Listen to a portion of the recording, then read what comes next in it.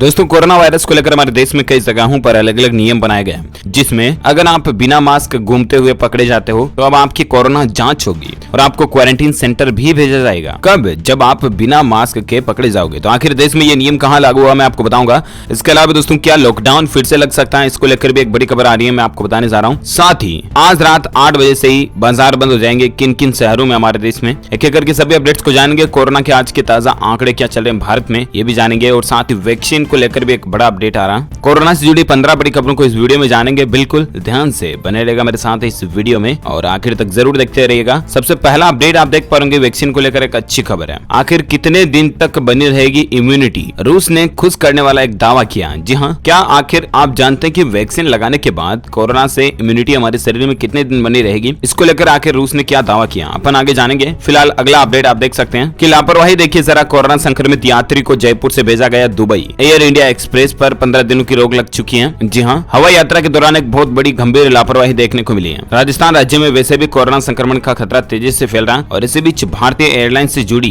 एक बड़ी लापरवाही देखने को मिली है। यहाँ एयर इंडिया की फ्लाइट एयर इंडिया एक्सप्रेस में कोरोना पॉजिटिव व्यक्ति को जयपुर से दुबई भेज दिया गया। मामले का खुलासा तब हुआ जब आंतरिक जांच के बाद दुबई एयरपोर्ट प्रशासन ने एयरलाइंस के सभी ऑपरेशंस पर तुरंत प्रभाव से रोक लगा दी। अब 15 दिन तक रोक लगी रहेगी। उल्लेखनीय है कि 4 सितंबर को एयर इंडिया एक्सप्रेस की फ्लाइट संख्या IX1135 जयपुर से दुबई के लिए गई थी। इसमें 2 दिन पहले पॉजिटिव हुए यात्री करतार सिंह को फ्लाइट में जाने की अनुमति दे दी गई। अब दुबई एयरपोर्ट प्रशासन की ओर से दिए गए आदेश अनुसार अब 2 अक्टूबर तक एयर इंडिया एक्सप्रेस की देश भर से कोई भी फ्लाइट दुबई नहीं जा सकेगी। इस मामले के सामने आने के बाद दुबई एयरपोर्ट प्रशासन ने सख्त रवैया अपनाते हुए सभी एयर इंडिया एक्सप्रेस की फ्लाइट पर रोक लगा दी। लेकिन दोपहर 2 बजे जयपुर से 65 यात्रियों के साथ जो फ्लाइट दुबई के लिए उड़ान भर चुकी थी, यहाँ तक कि दुबई एयरपोर्ट प्रशासन ने इस फ्लाइट को उतरने की अनुमति भी नहीं दी। इसके बाद शाम 5 बजे फ्लाइट को शारजाह में लैंड कराया गया। तो ये कुछ मसला चल रहा है, जरा देखिए आप। और एक बड़ी खबर है कि कोरोना महामारी के कारण लाना पड़ा अध्यादेश। वित्त मंत्री निर्मला सीतारमण का यह कहना है कि राज्यसभा में उन्होंने कहा कि दिवाला और शोधन अक्षमता संहिता संशोधन अध्यादेश कोविड-19 महामारी के कारण पैदा हुई अभूतपूर्व स्थिति के कारण लाया गया था। उन्होंने कहा कि महामारी के कारण बनी स्थिति की वजह से समय की मांग थी कि तत्काल कदम उठाए जाएं और उसके लिए अध्यादेश का तरीका चुना गया।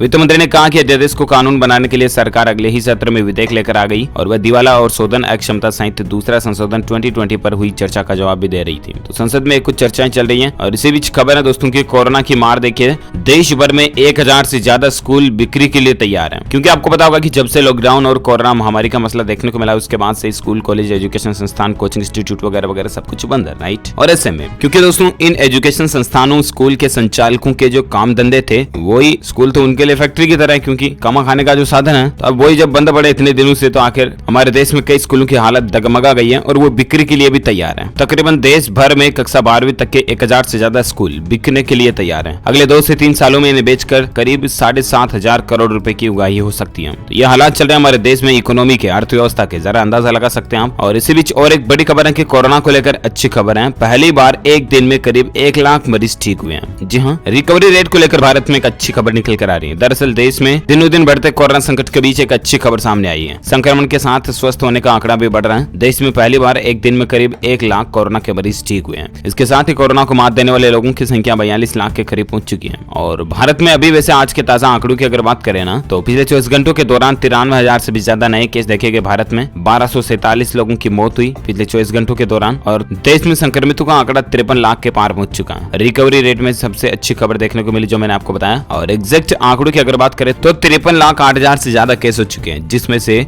10 लाख से ज्यादा एक्टिव केस चल रहे हैं, यानी कि सक्रिय जिनका इलाज चल रहा, और बाकी 42 लाख से ज्यादा लोग ठीक हो चुके हैं। इस वायरस के चलते भारत में मरने वालों की कुल संख्या 85,000 से भी ज्यादा पहुंच चुकी है। भारत में सबसे ज्यादा आंकड़े महाराष्ट्र राज्य में चल रहे हैं, जिसमें 11,67,000 से ज्यादा केस महाराष्ट्र में चल रहे हैं, जबकि आंध्र प्रदेश में 6 लाख से ज्यादा केस हैं, तमिलनाडु में 5,30,000, कर्नाटक में 5,29,000, उत्तर प्रदेश में 3,42,000, दिल्ली में 2,38,000, पश्चिम बंगाल में 2,18,000। तो ये कुछ टॉप 5-6 राज्य हैं जिसमें कोरोना के संक्रमित केस सबसे ज्यादा चल रहे हैं। चलिए बात करें कोरोना को लेकर अगला अपडेट। आप देख पा रहे होंगे कि स्वास्थ्य मंत्री ने संसद में दिया कोरोना वैक्सीन का एक लिखित में जवाब और बताया कि आखिर क्या चल रहा है। जी हाँ, science and technology minister Harshvardhan ने लोकसभा में एक प्रश्न के लिखित जवाब में कहा कि देश में लगभग 30 कोरोना वायरस वैक्सीन में से 3 क्लिनिकल ट्रायल के एडवांस्ड स्टेज में हैं, जबकि 4 प्री क्लिनिकल डेवलपमेंट स्टेज में हैं। और ऐसे समय में जब सभी आंखें कोविड-19 के खिलाफ एक प्रभावी वैक्सीन विकसित करने की दौड़ में हैं। अमेरिका में एक अध्ययन से पता चला दोस्तों कि अल्ट्रावायलेट यानी कि यूवी किरणों का एक रूप कोविड-19 का कारण बनने वाले कोरोना वायरस को प्रभावी ढंग से मार सकता है। संसद के सदस्यों के वेतन, संसद सदस्यों के भत्ते और मंत्रियों के भत्ते को 30% तक कम करने के विधेयक को शुक्रवार को राज्यसभा में सर्वसम्मति से पारित किया गया।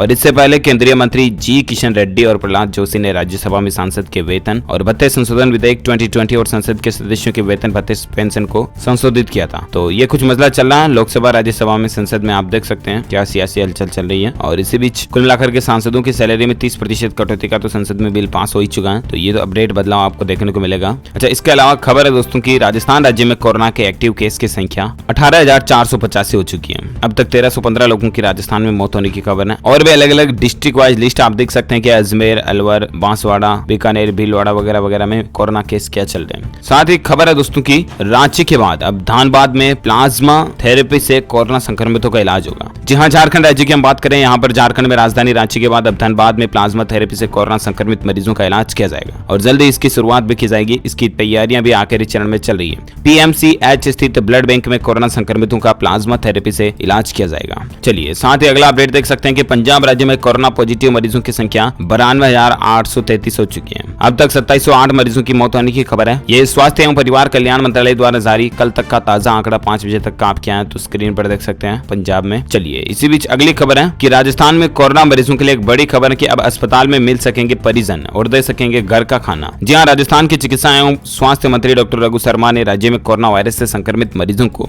राहत देते हुए उनके परिजनों को पीपीई किट और अन्य एहतियातों के साथ मरीजों से मिलने तथा उनके भोजन उपलब्ध कराने के निर्देश दिए हैं। यानी कि राजस्थान राज्य में अब मरीजन परिजन रिश्तेदार जो है ना वो एक दूसरे से मिल पाएंगे और मरीज को घर से लाया खाना देना चाहते तो दे पाएंगे, लेकिन निर्धारित प्रोटोकॉल को जरूर फॉलो करना पड़ेगा, है ना। तो ये नया नियम राजस्थान राज्य में बन चुका है। इसके अलावा खबर दोस्तों की कोरोना के बाद दुनिया को फिर से डरा रहा चीन। 3000 लोग पाए गए ब्रूसेलोसिस पॉजिटिव। जी हाँ, आप ये सोच रहे होंगे दोस्तों कि आखिर कोरोना पॉजिटिव तो सुना है, लेकिन ये ब्रूसेलोसिस पॉजिटिव क्या है, अब ये भला नहीं भला क्या है। तो मैं आपको बता दूं कि कोरोना के बाद दुनिया में फिर से चीन एक नई खुरापाती दिखाने जा रहा। 3000 लोग ब्रूसेलोसिस से पॉजिटिव पाए गए। चीन से आई इस खबर ने दुनिया को एक बार फिर से डरा कर रख दिया। उत्तर पश्चिम चीन में 3000 से ज्यादा लोग इस ब्रूसेलोसिस वायरस से पॉजिटिव पाए गए। हालांकि अब तक इस वायरस से कोई खतरा पैदा भले ही नहीं हुआ, लेकिन पिछले साल एक बायो फार्मास्यूटिकल कंपनी में लीक के बाद कई हजारों लोग ब्रूसेलोसिस पॉजिटिव पाए गए हैं। ग्रांसू प्रांत की राजधानी लांचो के स्वास्थ्य आयोग के अनुसार फिलहाल 3245 लोग ब्रूसेलोसिस से संक्रमित हैं। हालांकि वायरस ज्यादा खतरनाक नहीं है, लेकिन चिकित्सकों का कहना है कि इसे नजरअंदाज नहीं किया जा सकता है। तो चीन में अब कोरोना के बाद ये और एक मसला देखा जा रहा है और देखते हैं आखिर इस पर आगे और क्या अपडेट आता है मैं आपको बता दूंगा। फिलहाल अगली खबर देख सकते हैं कि पेटीएम के संस्थापक ने गूगल पर आरोप लगाया और कहा कि अपने पेमेंट बिजनेस को बढ़ावा देने के लिए ऐसा काम किया। दरअसल आपको पता होगा कल ही दोस्तों की पेटीएम को कुछ समय के लिए प्ले स्टोर से हटा दिया था, राइट। और हालांकि वापस प्ले स्टोर पर जोड़ दिया गया शाम को तकरीबन 7:30 बजे, लेकिन उसके बाद पेटीएम के फाउंडर विजय शेखर शर्मा का कहना रहा कि गूगल ने अपने पेमेंट ऐप जो कि गूगल पे या जी पे करके जो चलता है तेज, उसको बूस्ट करने के लिए बढ़ावा देने के लिए पेटीएम से दुश्मनी निकाली और पेटीएम को जानबूझ करके प्ले स्टोर से हटाया, क्योंकि ये उनके हाथ में है, उनकी रजाबंदी वहां पर चलती है और इसीलिए ये कुछ प्लान बनाया गया। हालांकि गूगल का कहना था कि पेटीएम गैम्बलिंग के टाइप में काम कर रही थी, सट्टेबाजी के काम कर रही थी, जो कि हम हमारे प्लेटफॉर्म पर बिल्कुल भी सपोर्ट नहीं करते हैं और इसी की वजह से पेटीएम को प्ले स्टोर से हटाया गया है। तो ये कुछ मसला चल रहा है पेटीएम और गूगल के बीच। साथ ही बड़ी खबर देख सकते हैं कि हल्दी दूध से लेकर इम्यूनिटी बूस्टर जूस तक कोरोना से लड़ने वाले प्रोडक्ट्स की बहार आई है। जी हाँ, कोरोना वायरस महामारी देश के पैकेज्ड गुड्स कंपनियों के लिए एक अवसर लेकर आई है। अप्रैल से अगस्त तक 5 महीनों में इन कंपनियों ने दर्जनों नए प्रोडक्ट्स लॉन्च किए हैं, जिसमें वेजिटेबल वॉसेज से लेकर इम्यूनिटी बढ़ाने वाले जूस और हल्दी आइसक्रीम भी शामिल है। कोरोना काल में उपभोक्ताओं के बीच ऐसे उत्पादों की मांग बढ़ रही है। इससे कि कंपनियों को स्किन केयर और होम केयर जैसी कैटेगरीज में बिक्री में गिरावट देखने को मिली है, लेकिन इम्यूनिटी बूस्टर प्रोडक्ट की बिक्री में बढ़ोतरी देखने को मिली है। पैकेज्ड फूड सेक्टर की देश की तीसरी सबसे बड़ी सूचीबद्ध कंपनी आईटीसी ने पिछले 5 महीनों में 40 नए प्रोडक्ट लॉन्च किए हैं। इनमें सब्जियां और फर्श साफ करने वाले उत्पाद और इम्यूनिटी बेवरेज भी शामिल है। पिछले पूरे साल कंपनी ने कुल 60 नए प्रोडक्ट लॉन्च किए थे।